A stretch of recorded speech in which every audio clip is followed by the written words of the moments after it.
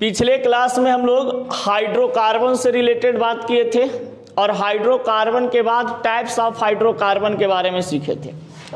अब हम लोग को सीखना क्या है ऑर्गेनिक कंपाउंड में, सबसे पहले कि रूट नेम ऑफ हाइड्रोकार्बन, यानी कि रूट नेम ऑफ हाइड्रोकार्बन में कहीं कहीं पर आपको देखते होंगे बड़ा बड़ा सा कंपाउंड होता है, उसका नाम लिखने के लिए बोल देता है।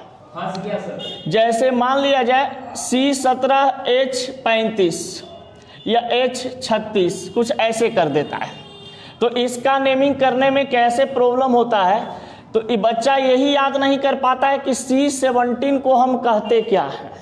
समझ गए?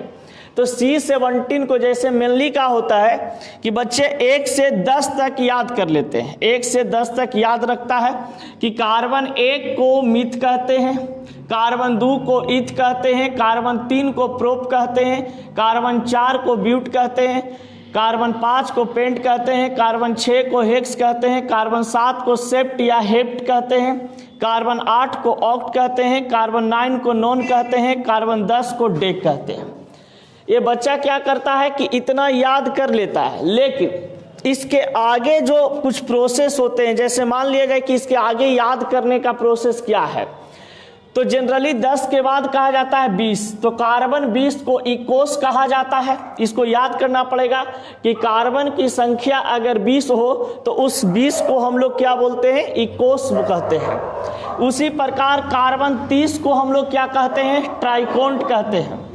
C40 को हम लोग टेट्राकॉन्ट कहते हैं, C50 को पेंटाकॉन्ट कहते हैं, C60 को हेक्साकॉन्ट और C70 को हेप्टाकॉन्ट या सेप्टाकॉन्ट कहा जाता है, C18 को ऑक्टाकॉन्ट, C19 को नोनाकॉन्ट और C10 को हेक्टा।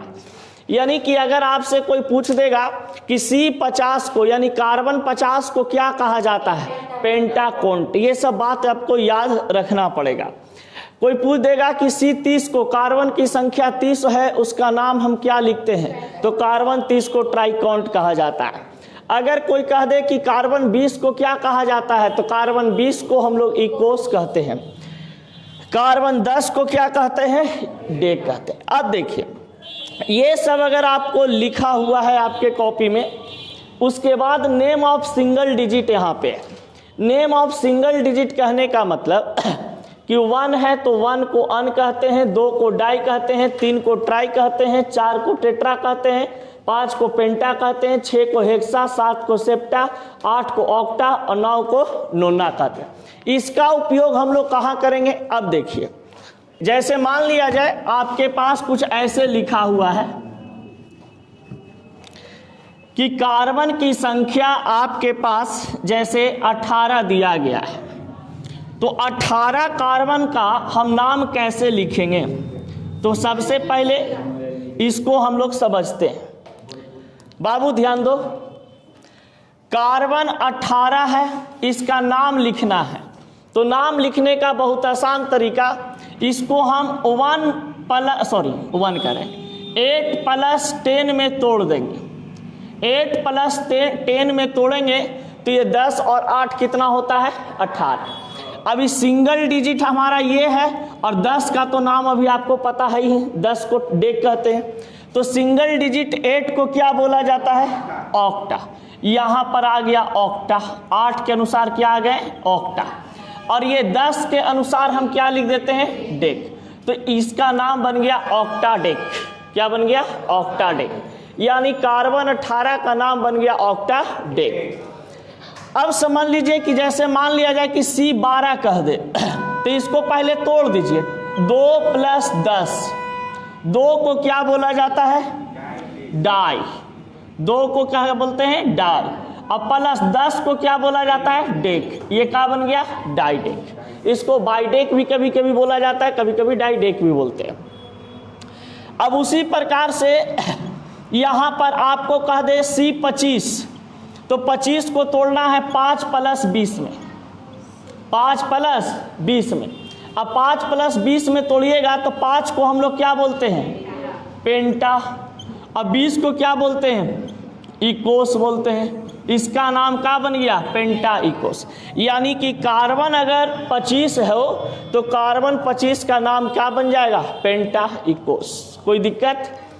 उसी प्रकार से अगर मान लिया जाए कि कार्बन आपके पास 28 हो तो कार्बन 28 को तो तोड़ेंगे 2 और 20 में, यानी 8 और 20 में। 8 को क्या बोलते हैं? ऑक्टा, और इसको क्या बोला जाता है? इकोस।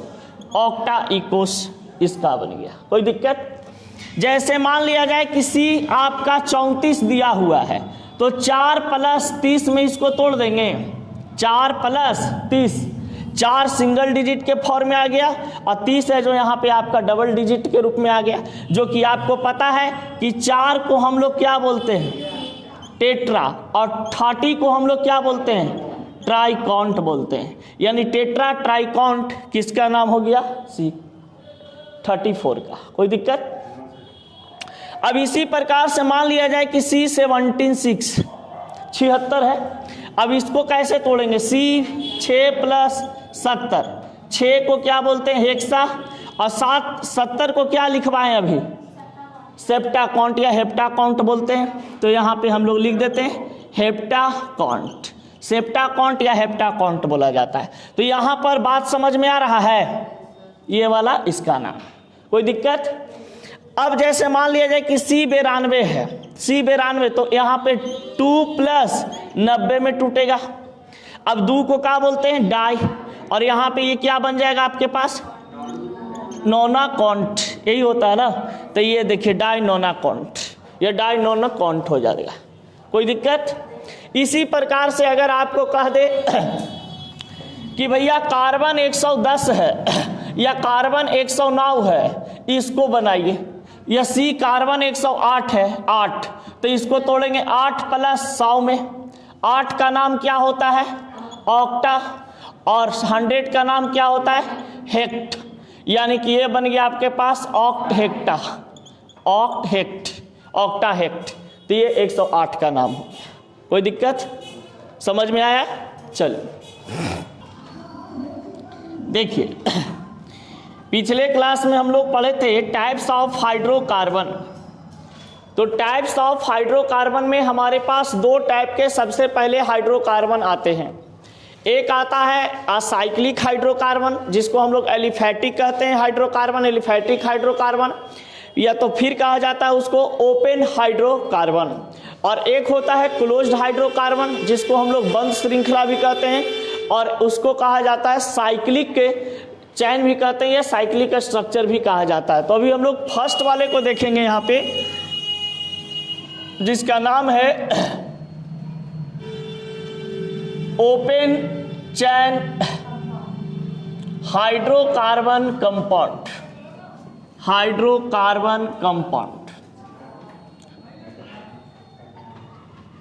यानी कि खुली श्रृंखला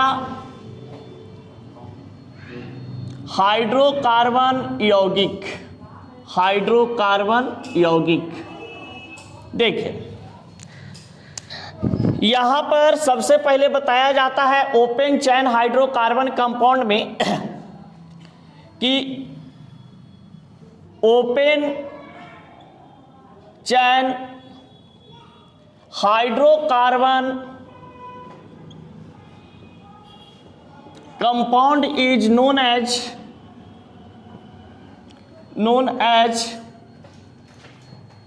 hydrocarbon compounds are known as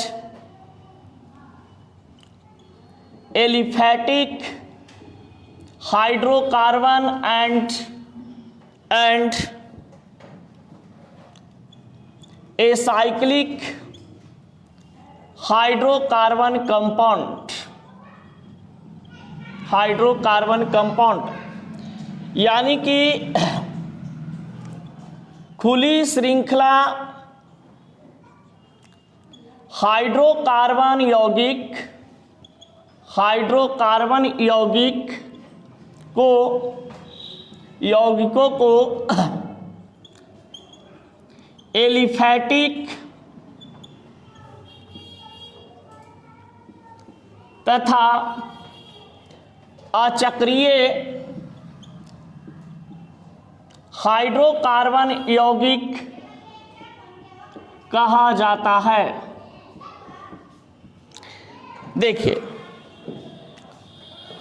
open chain hydrocarbon को हम लोग दो नाम से जानते हैं, और एक होता है एलिफैटिक हाइड्रोकार्बन और एक साइक्लिक हाइड्रोकार्बन। यानी कि साइक्लिक के फॉर्म में नहीं होता है, असाइक्लिक फॉर्म कहलाते हैं। इसका मतलब है कि आपके पास जितने भी हाइड्रोकार्बन बनेंगे वो कुछ इस तरीका से बनेंगे। जैसे इस तरीका से स्ट्रक्चर का बनना जो होता है, ये हमारा ओपन चैन स्ट्रक्चर बनते हैं। इस तरीका से अगर कोई भी स्ट्रक्चर आपके पास बने, इस तरीका से कोई भी स्ट्रक्चर आपके पास बनता है, तो डायरेक्ट हम कह देते हैं कि भैया ये हमारा ओपन चैन स्ट्रक्चर है। अगर मान लिया जाए इस तरीका से, तो ऐसे अगर आपके पास कंपाउंड एग्जिस्ट होते हैं तो हम डायरेक्ट कह देते हैं कि ये आपका कौन सा स्ट्रक्चर है, ओपन चैन। यानी कि ओपन चैन कहने का मतलब जो चारों तरफ से खुला हुआ हो, समझ गए? यानी कि बंद नहीं हो, साइक्लिक के फॉर्म में नहीं हो। साइक्लिक कहने का मतलब क्या होता है? साइक्लिक कहने का मतलब हुआ इस तरीका से बंद, तो इसको हम लोग चक्रीय बोलते हैं। जैसे कि यहाँ से चले, यहाँ आए, यहाँ आए, यहाँ आए, फिर यहाँ चले गए, तो ये बंद स्ट्रक्चर है, यानी साइक्लिक स्ट्रक्चर है। लेकिन ये सभी जो स्ट्रक्चर आपके पास दिए गए हैं, ये सभी एसाइक्लिक हाइड्रोकार्बन है। यानी कि एक सीधी रेखा में इसका कार्बन का चैन बनता है। ओपन स्ट्रक्चर में सीधी रेखा में यानी स्ट्रेट चैन बनते हैं। कार्बन का जो सीधी चैन बनाता है उसे हम ओपन चैन कहते हैं। अब देखिए, अब कहा जाता है कि हमारे पास ओपन चैन हाइड्रोकार्बन की अगर बात करते हैं तो ओपन चैन हाइड्रोकार्बन को हम लोग दो प्रकार में डिवाइड करते हैं। यानी कि अगर आपके पास ओपन चैन हाइड्रोकार्बन कंपाउंड दिया हुआ है, ओपन चैन हाइड्रोकार्बन कंपाउंड दिए हुए हैं, तो इसको दो भाग में बांटा जाता है। एक पार्ट जो आपके पास होते हैं इसको बोला जाता है क्या चीज? सैचुरेटेड। अब ये सैचुरेटेड हाइड्रोकार्बन को हम लोग संतृप्त हाइड्रोकार्बन कहते हैं, और एक को बोला जाता है क्या चीज? अनसैचुरेटेड। तो ये सभी चीज आप लोग 10th क्लास में पढ़े होंगे, फिर भी बता देते हैं। इसको बोला जाता है असंतृप्त हाइड्रोकार्बन। तो देखिए, ओपन चैन यानी कि खुली श्रृंखला हाइड्रोकार्बन की अगर बात करते हैं तो ये सैचुरेटेड हाइड्रोकार्बन होते हैं।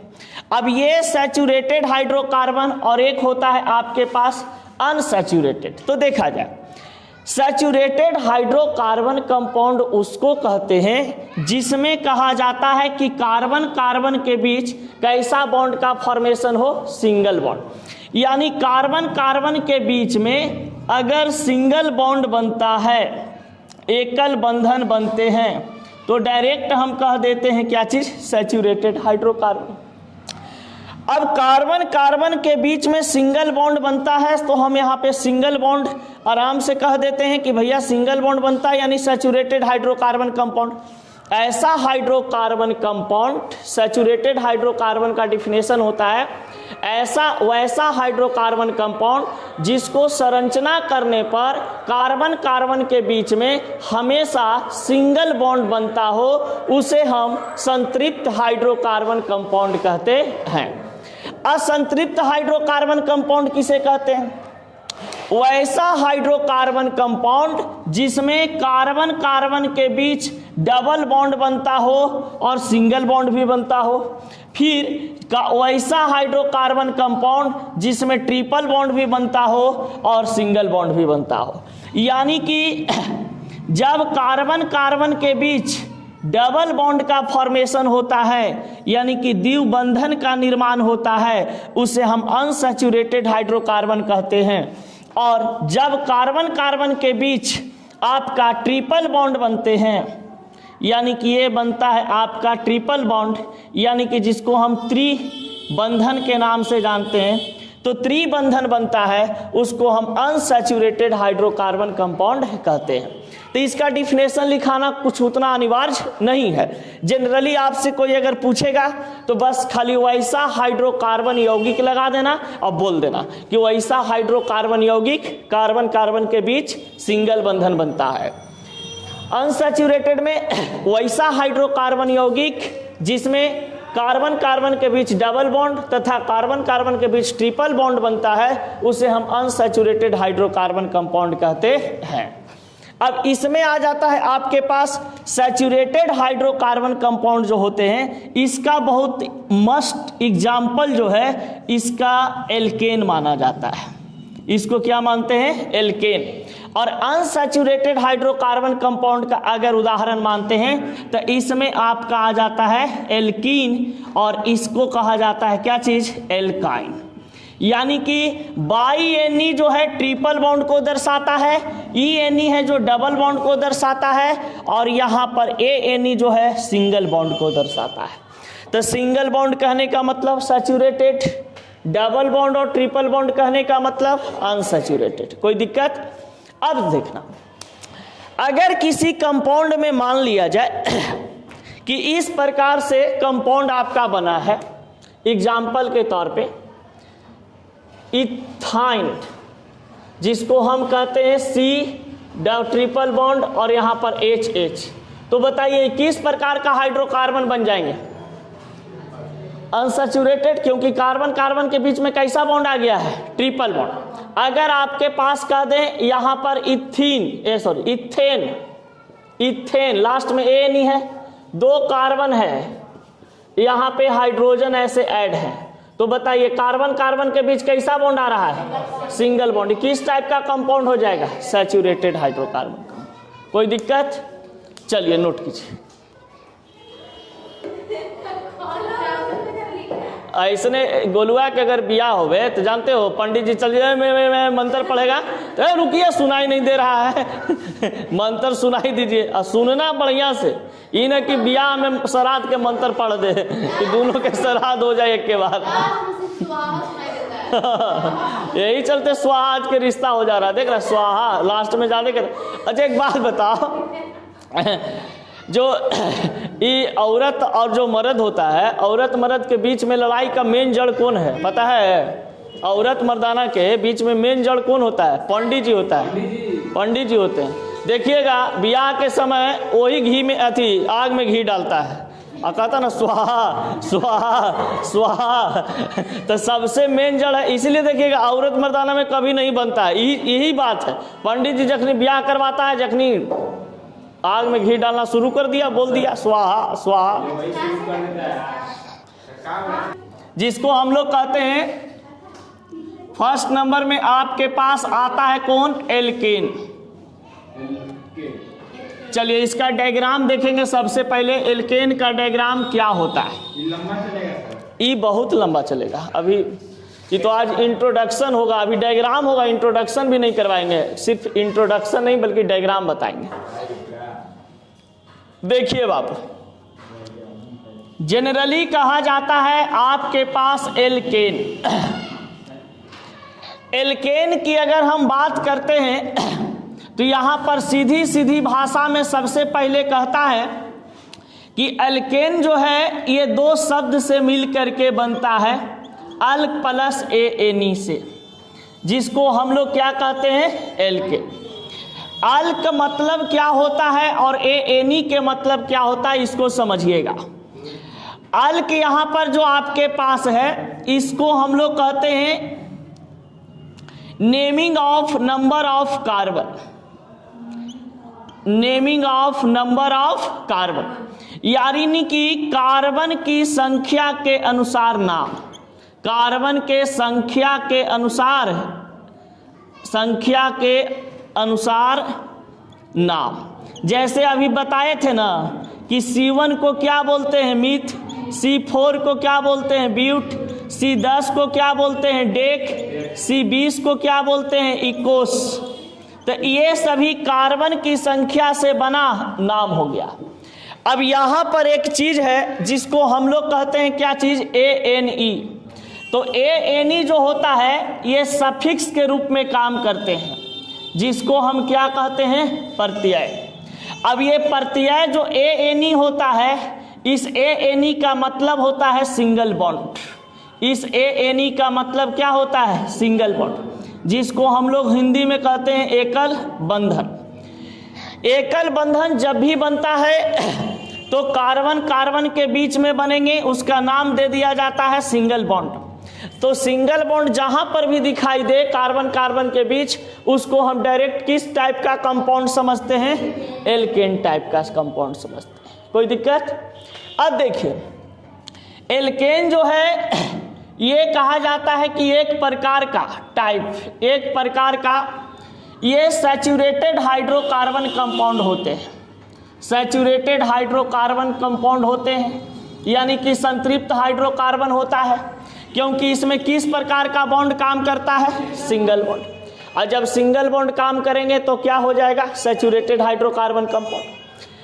अब कहा जाता है कि एल्केन का अगर हम फॉर्मूला की बात करते हैं, सूत्र की बात करते हैं, तो इसका फॉर्मूला हो जाता है CnH2n+2। इसका मतलब CnH2n+2 कहने का मतलब Cn जो है ये नंबर ऑफ कार्बन को रिप्रेजेंट करता है, यानी कि कार्बन की संख्या को, कार्बन की संख्या को। और यहाँ पर H2n+2 जो आपको दिखाई दे रहा है, ये एक प्रकार से रिप्रेजेंट करता है नंबर ऑफ हाइड्रोजन को, यानी कि हाइड्रोजन की संख्या। तो हाइड्रोजन की संख्या जो आपके पास है H2n+2 के रूप में काम करते हैं। एक बात और, एल्केन की अगर हम बात करते हैं तो एल्केन में कहा जाता है, एक तरीका से इसको और याद करते हैं, एल्केन एक प्रकार का हाइड्रोकार्बन होता है ना। एल्केन एक प्रकार का क्या होता है? हाइड्रोकार्बन, यानी कि इसमें कार्बन और क्या चीज का उपस्थिति होगा? हाइड्रोजन का। यानी हाइड्रोकार्बन का सूत्र ही होता है CH। अगर किसी कार्बन की संख्या में कितना भी संख्या दिया हुआ रहे, उसमें हम 2 से गुना करके 2 को जोड़ देते हैं तो इसका ANE बन जाता है। यानी कि कार्बन की संख्या अगर मान लिया जाए 4 हो, तो हाइड्रोजन की संख्या प्राप्त हम आराम से कर लेंगे। 4 दूनी 8, 8 2 10, ब्यूटेन बन जाएगा, बनेगा ना। यानी कहने का मतलब एल्केन का अगर कार्बन की संख्या दिया हुआ हो आपके पास, तो आप एल्केन का कंपाउंड का फॉर्मेशन अपने आप कर लीजिएगा। अब देखिए एक बात और, इसमें ये मल्टीप्लाई 2+2 जो आपके पास है, ये बहुत आगे काम देगा, इसको ध्यान दीजिएगा। मल्टीप्लाई 2, x2 नहीं है, क्या है? मल्टीप्लाई 2, गुना 2 प्लस 2, इसको हम किस नाम से जानते हैं? ANE के नाम से जानते हैं, यानी कि एक प्रकार का सिंगल बॉन्ड ग्रुप ही काम करता है। अब देखिए, एल्केन में कहा जाता है कि एल्केन का अगर हम बात करते हैं सफिक्स का, कि एल्केन का सफिक्स क्या होते हैं, यानी कि प्रत्यय क्या होता है, तो एल्केन का प्रत्यय क्या होता है? ANE। और एल्केन का मतलब अगर डायरेक्टली पूछता है आपसे कि एल्केन का मतलब क्या है, तो डायरेक्ट बच्चा लोग बोल देता है क्या चीज? Single bond. समझ गए? जहां पर एल्केन का अगर पूछता है हाइब्रिडाइजेशन, तो अगर एल्केन का हाइब्रिडाइजेशन पूछे, जिसको हम लोग संकरण कहते हैं, तो एल्केन का संकरण क्या होता है? sp3। अब सुनिए, एल्केन का संकरण sp3 होता है, और एल्केन सिंगल बॉन्ड बनने के कारण, एकल बंधन बनने के कारण, इसको हम लोग सिग्मा बॉन्ड के नाम से भी जानते हैं। इसको हम कौन सा बॉन्ड कहते हैं? सिग्मा बंधन। यानी कि सिग्मा बंधन एल्केन बनाता है। जितने भी एल्केन के कंपाउंड होते हैं, उसमें किस प्रकार का कह सकते हैं कि बॉन्ड उपस्थित होते हैं? तो सिग्मा बॉन्ड। हाइब्रिडाइजेशन इसका sp3 होता है। अब कहा जाता है कि सिग्मा बॉन्ड की बात करते हैं एल्केन में, तो एल्केन का सिग्मा बॉन्ड, यानी एल्केन को हम लोग इस तरीका से सिग्मा बॉन्ड के नाम से जानते हैं। इस तरीका से ये सिग्मा बॉन्ड होते हैं। एल्केन का कोई भी कंपाउंड हो उसमें कार्बन कार्बन के बीच सिंगल बॉन्ड है, यानी कि एक सिग्मा बॉन्ड बनेंगे। अगर डबल बॉन्ड बनता है जिसमें कार्बन कार्बन के बीच में, तो एक सिग्मा बॉन्ड एक पाई बॉन्ड बनता है। और एल्काइन जिसमें ट्रिपल बॉन्ड बनते हैं उसमें एक सिग्मा बॉन्ड और 2 पाई बॉन्ड बनते हैं। बहुत बार 12th में क्वेश्चन ये आपका पूछा है कि इथिन में सिग्मा बॉन्ड की संख्या कितना है, तो लेकिन तुरंत पकड़ लेता है ई मतलब डबल बॉन्ड, तो डबल बॉन्ड में एक सिग्मा बॉन्ड एक पाई बॉन्ड, टिक मार दिया, एक पाई बॉन्ड आंसर, समझ गए। तो ये कुछ है आपके पास एल्केन से रिलेटेड इंट्रोडक्शन, जिसका यहां पर कुछ एग्जाम्पल भी जरा सा हम लोग नोट कर लेते हैं। एग्जाम्पल बोले तो उदाहरण। अब उदाहरण क्या होता है एल्केन का, जैसे आप नाम सुने होंगे मीथेन CH4, इथेन इसका नाम सुने होंगे C2H6, फिर प्रोपेन इसका होता है C3H, 3 दूनी 6, 6 अदू 8। अगर आपको कहता है ब्यूटेन, तो ब्यूटेन मतलब कार्बन की संख्या कितना 4, तो हाइड्रोजन कितना हो जाएगा 4 दूनी 8 अदू 10, यानी ये बन गया आपका ब्यूटेन। कोई दिक्कत? चलिए इसको जरा सा डायग्राम को अपने कॉपी में नोट कीजिए, उसके बाद इंट्रोडक्शन लिखवाएंगे।